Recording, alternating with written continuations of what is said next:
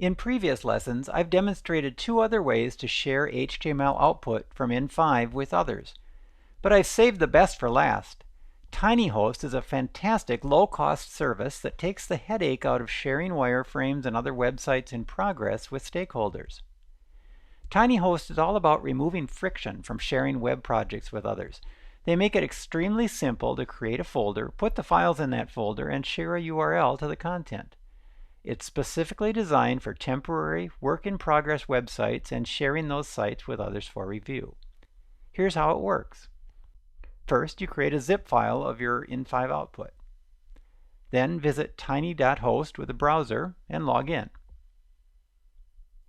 Then just click this upload button, upload your zip file, give it a name, and you're done.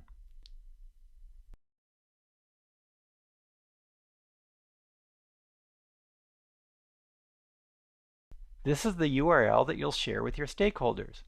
It couldn't be easier.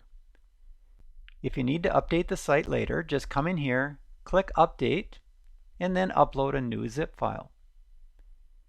If you have frequent need to share websites with others for review and approval, Tiiny Host makes this as easy as possible.